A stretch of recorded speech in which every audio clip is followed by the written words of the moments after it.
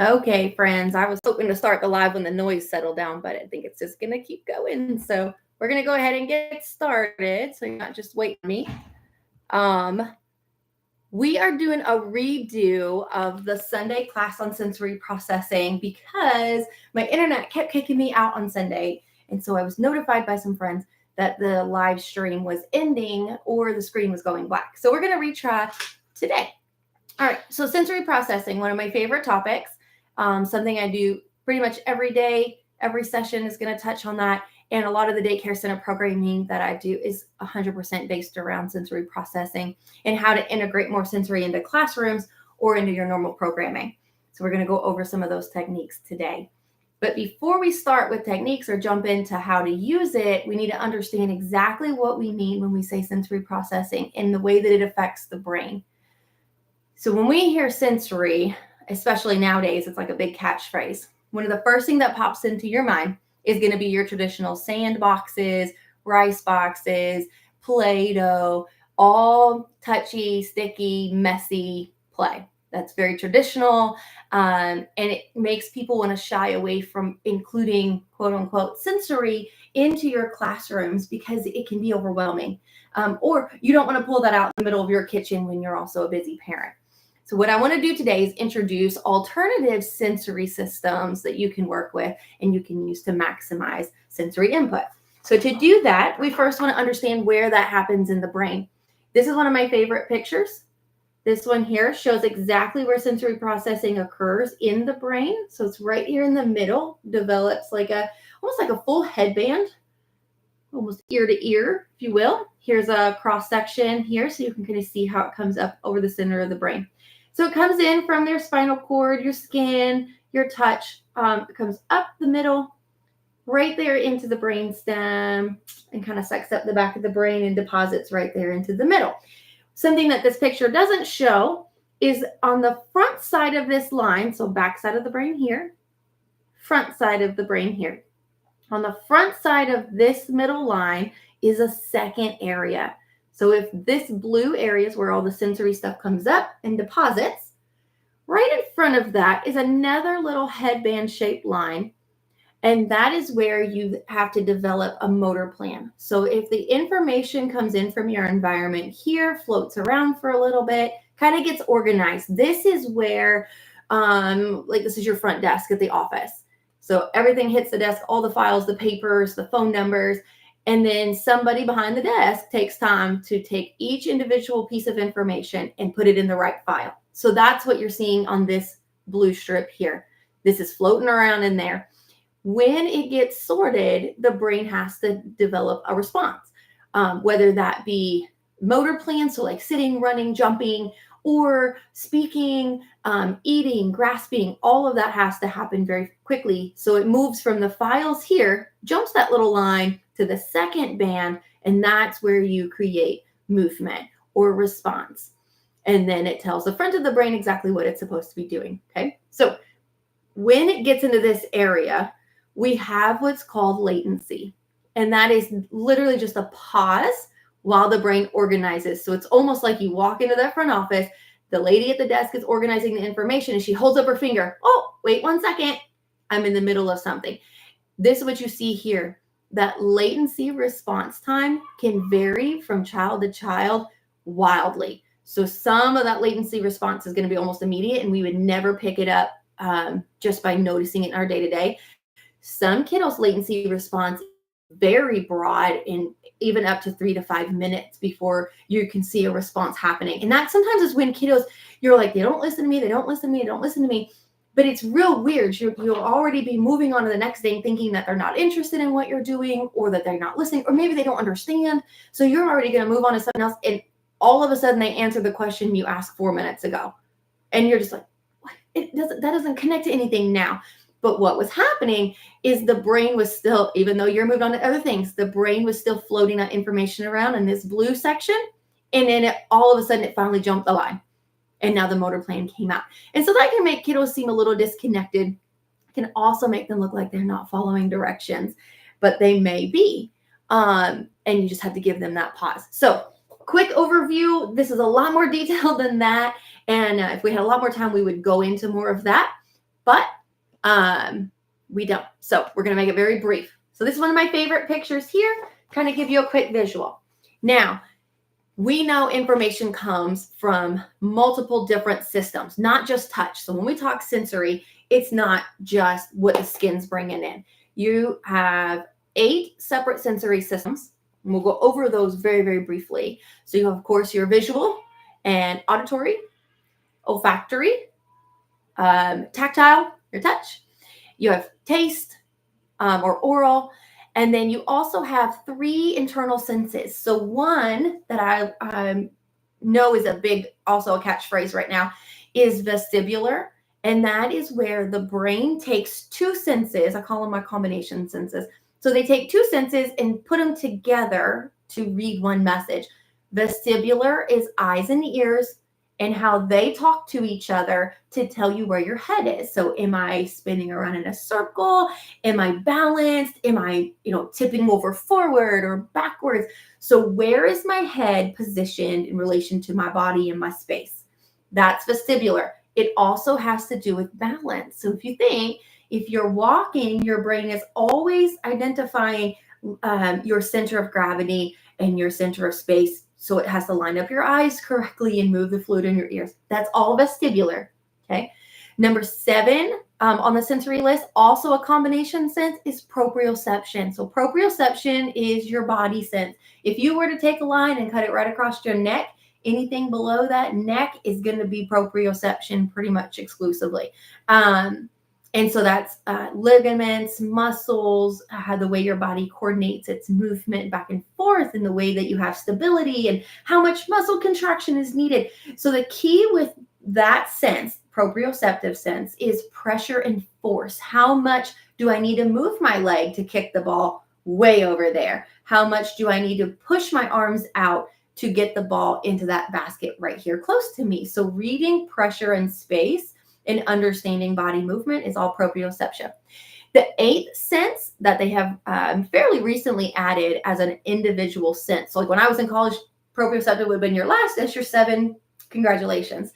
Well, now they have a new one that they're identified as an individual sense, and it's called interoception. That is the reading of the internal messages of your body. And I really like this one because it is a way to kind of verbalize what we've been trying to teach kiddos for a long time. How do you know that you're hungry versus have an upset stomach? How can you tell me I have a headache versus I'm tired? How do you know if you're thirsty? So the reading and understanding of the internal body senses, your primary senses, is really important. And that is called interoception. So can I adequately identify what I feel? And that leads you into when that message has to come into that headband space. When you understand interoception correctly, I know I am hungry. Now your motor plan becomes very efficient. I can ask for a snack. But if you don't know where to put the file for interoception in that first space, when you jump that line, your output may be really off. And that creates a lot of frustration for kiddos. And that's where miscommunication happens. They may ask for a drink when they're actually hungry. They may say they're in pain when they're actually have an itch. And so they can get very frustrated with misreading interoception. So that's your 8. 5 basic we all learn early in our elementary years. And then your 3, 2 combination, 1 internal. So there's your 8. So building on that, we want to talk about how those 8 bring information into the body and how the body has direct response.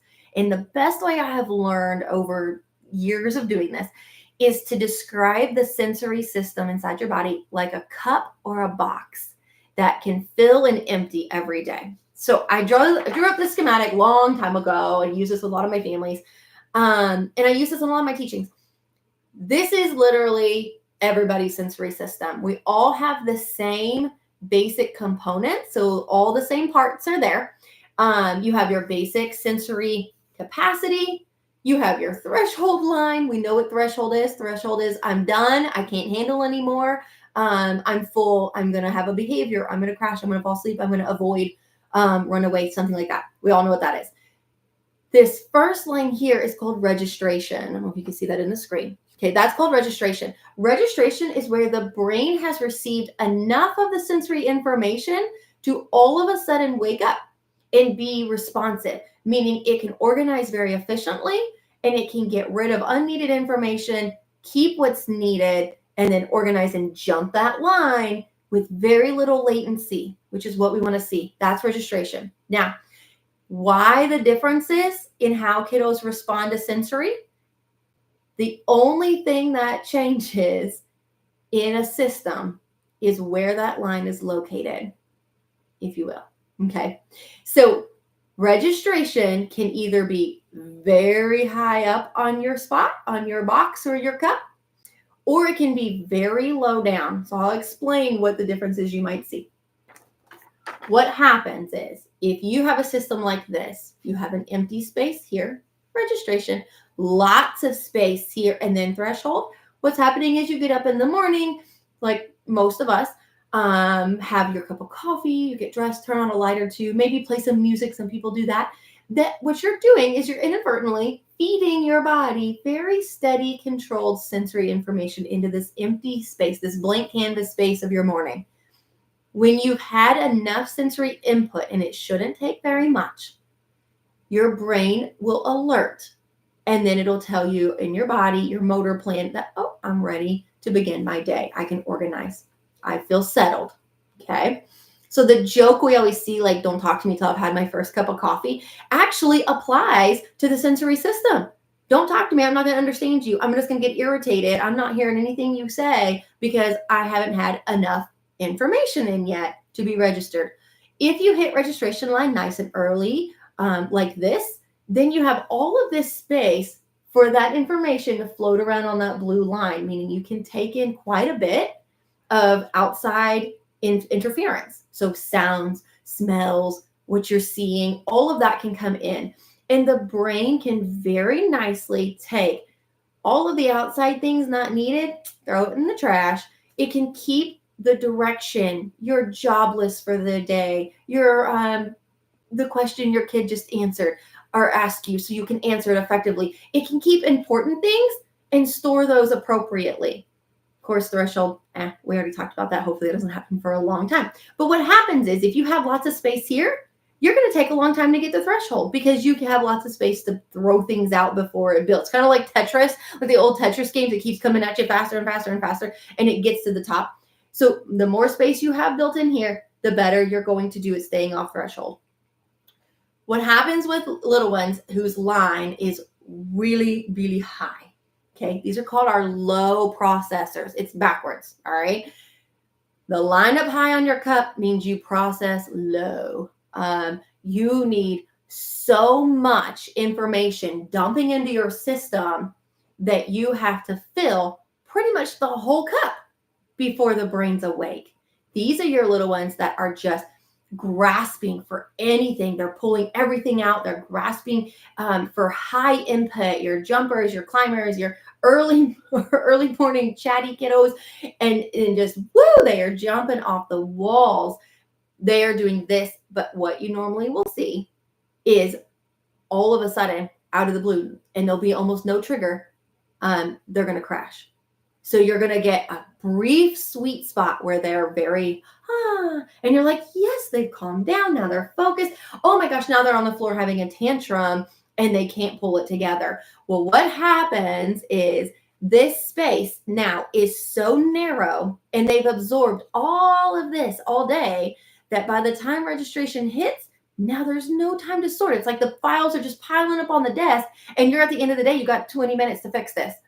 You're never going to sort through all those files fast enough to dump the system to pull away from threshold. So they are registering, pinging, registering, pinging, registering, pinging. And so that's a really big struggle right here. On the opposite side of the spectrum are your very high registers. Again, opposite of your line. Line drops, high registers, meaning the body is highly responsive to all information. As soon as they get up in the morning, it's all just coming at them. They need nothing really to be registered. These are your kiddos that function beautiful in the morning. I mean, whoa, they are coming out the gate ready, focused, on point, on task. These are your great morning routine kids, super helpers in the classroom for that breakfast routine. They're on the spot for that carpet routine in the morning. These are these little guys that have this low registration. Pardon me, the lowered registration line, which is high register. That's these little guys. But the downfall is they burn so much of their space right here. Their registration activates so early and so rapidly, and they're very responsive to everything that they burn all their energy out. And so you're going to lose focus in the afternoon. Okay. So that was just really quick. There's other ways to look at that. I know some therapists have different ways of explaining, and I love listening to people's different ways of people identifying the system because it opens your eyes to new ways of viewing kiddos. But this is the one I found tends to make the most sense for me to explain. All right. So now we've got 3 concepts already. You know how many systems? 8. You know exactly where that system is processing, right smack in the middle of the brain. It's in 2 parts. Stores, jumps the line, the motor plan, and give you an action. And then you also know how it's entering and exiting the body, right? Based on the line. There's no way that we can ever perfectly summarize exactly where a kiddo's line is. There are assessments that can be done. The sensory assessment is fantastic for identifying high registration, low registration, low threshold, high threshold. And those pair together depending on where that registration line has moved in the system, basically. And so if you have a little one that you're very concerned for in the realm of incorrect response systems, then it may be really great to ask for an assessment with an OT or psychology, something like that, and look directly at that sensory assessment. That's going to give you more information, gives you a starting point. All right. So once I have that information, what the heck do I do with it, right? It's great to know things, but how do you know them and use them? So to do that, one of the things, sorry, I'm just in my papers, organizing my desk. One of the things that I love to do, and you'll see this in OT a lot, is create a sensory diet. So if we look at our kiddo based on the thought of their behaviors, okay, I'm going to take a day and just analyze my kid. Are they that early riser that is highly active in the morning and ready to achieve, and early afternoon crasher? Or is my kiddo very slow to be responsive and it takes all day, and then we ping threshold a lot? Evenings are going to be really hard. All right. So picking your child, assessing your child, kind of watching your kiddo just very passively. Okay. Watch your kiddo, just see what the response systems look like and when they're the most and least responsive. It's going to give you a good hint. When you figure that out and you want to pick one time of the day that you're like, I really want to know how to include sensory and the best time to include it, you're going to create what's called a sensory diet. This is a very complicated one. This is a very long one. This is an official. You're not going to create one this big, okay? This is what you're going to see a lot if you look them up online. You're going to see like big, full therapeutic sensory diets. That's going to be overwhelming. So what I want you to do with this one is throw it out. And I want you to do just 2 boxes on your piece of paper. The first box is your time of day. So let's say our little one has a really hard time getting moving in the morning, and you know this. You're not going to pull out anything that's messy. You're not going to turn the lights up bright. You're not going to have, crazy loud music. They're going to be seeking, but they're going to be not registering information coming in. So they're going to get overwhelmed. What can I put in their day? You're going to think of things that are calming. And if we think calm, many times we think deep pressure massage, right? So that's where the proprioceptive system comes in. Our little ones who are slow to rise and have to absorb lots of information, they need a calming and very consistent, self-controlled sensory. So you don't want to pull out your rice boxes. You don't want to pull out your Play-Doh. You're probably going to have little ones that eat it because they're going to use 2 senses at one time. Your rice boxes are going to get overwhelming because they're just going to want to fluff and pull in as much input as possible. So you're going to want to use weight or pressure. So those nice, slow, deep pressure hugs.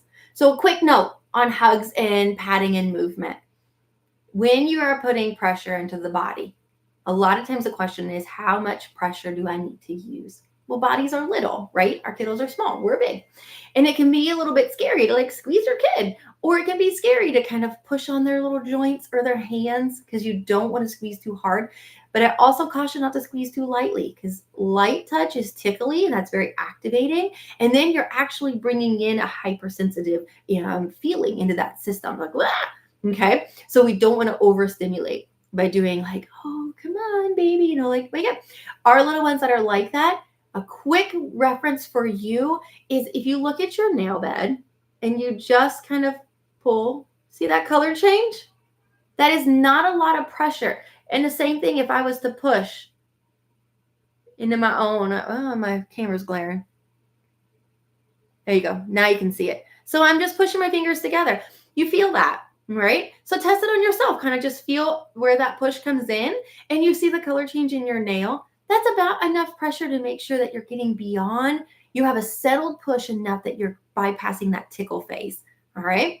So just enough pressure. It's really not that much. Okay. A good squeeze, a key with those types of deep pressure squeezes, hugs when we wake up, is we don't want to hug quick. So not quick and hard. It's a slow and then kind of just relax the body down.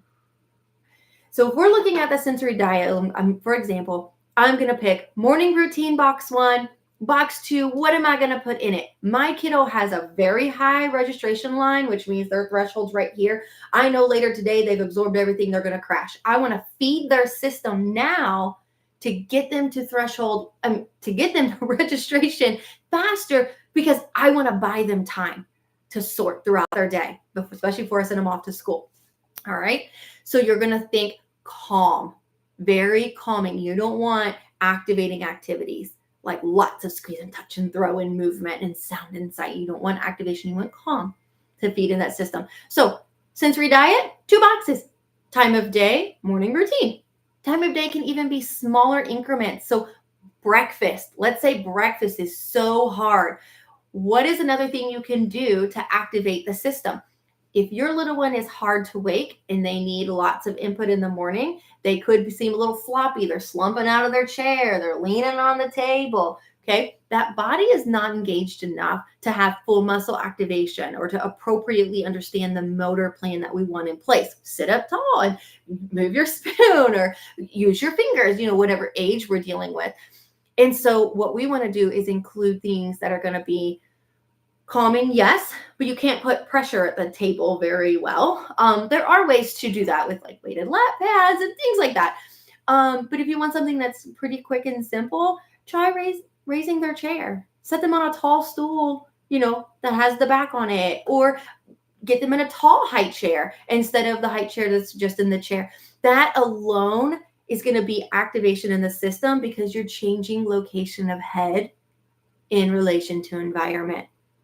So if you want to activate this vestibular system, so you're kind of just quietly putting information into the body, it's not spinning. We're not jumping you around and activating like that where we're going to overwhelm.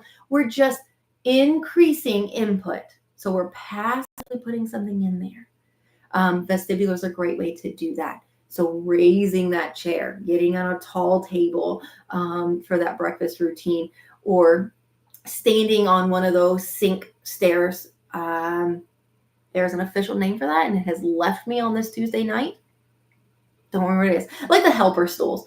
Letting them stand while they eat. Something like that, a simple change like that increases sensory input to help them. Now, on the flip side, let's use morning routine. So we're down to that that sensory diet that's simplified, right? We don't want a big one. We're going to focus one thing at a time. So let's say our kiddo isn't the one who has the high line close to threshold. They're our little one that they hit the floor at 4:30 in the morning, rearing to go, and they're going to crash. All their energy is going to be gone. They've depleted themselves for the day. They're going to crash, and you know that. What are you going to help them do? Because their brain is on 100% mode right now. So you want to pull them back just a little bit, and you want to create enough sensory input in the body that calms them, but still keeps them at registration, right? So again, using your pressure is going to be really helpful. Those are your kiddos. That could be your morning Play-Doh kids.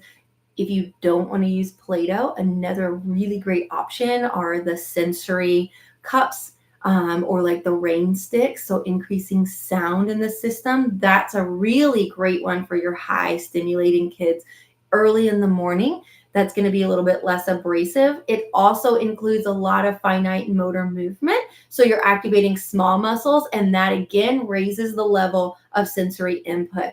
So it's as simple as adding one toy to their option for morning play, or creating the opportunity to have a textured mat at the table. So then they can kind of brush that mat, and that's going to give them sensory input, but it's also going to calm the body and bring them down just a little bit, conserving energy. So then they have more brain space when they move on to the bigger part of their day.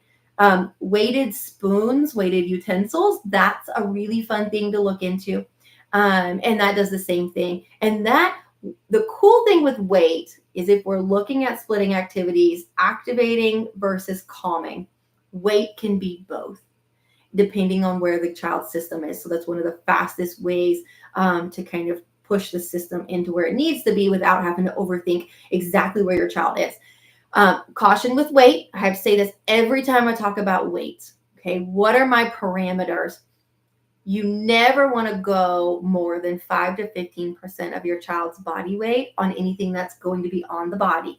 So if it is a weighted vest, if it's, I like to take a big knee sock and put rice in it, and then you weigh it, and it lays on their hip joint, like right across the line of the hip. If they're sitting at the table, that's a really great way to put sensory information into the body that's passive and self-controlled, right? They can take it off. They don't like it, put it on if they do, that kind of thing. So never over 15%, because then you're just fatiguing muscles and that's going to be too much. That gets into the dangerous zone. Word of advice, always start at the lowest end. I go 4.5%, maybe 5% of the body weight to start, because it's easier to add weight in small increments than it is for a child to become dependent on high weight and then take it away. All right. So we don't want to do that. Start low, 4 to 5% of their body weight if it's coming onto the body. If it's a weighted spoon, something like that's going to be way less than that. And then you're just going to go on feeling what they have response to. Those are a lot of fun. Textured strips, put Velcro underneath the table, stick it to the bottom of the table. That's something for them to kind of play with. A band around the bottom of the chair for them to tuck their feet so they can kick. Also passive, it's pressure, it's motor planning, it's movement, it's quiet, it's calming. So things like that are going to be really helpful as you watch your kiddo.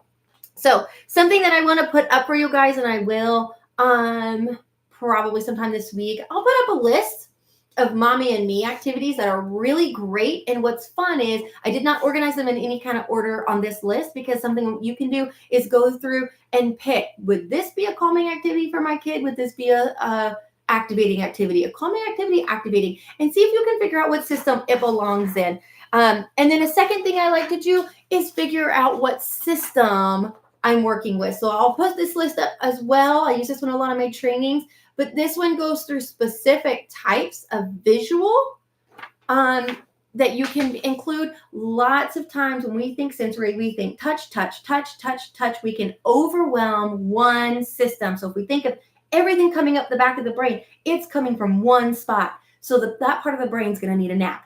Okay, so you can ping threshold really quick. So if you notice your kiddo has one primary sensory system activated all day, or mostly in the morning or during that hard routine, pick a different system to plug an activity in for, whether it be visual or oral. Smell is a really big one. Sound's a really big one. Okay, so I hope that was helpful. I'm going to jump off, and I'll talk to you guys again next week about the new topic. I am so excited that you joined me today. Thank you. Bye.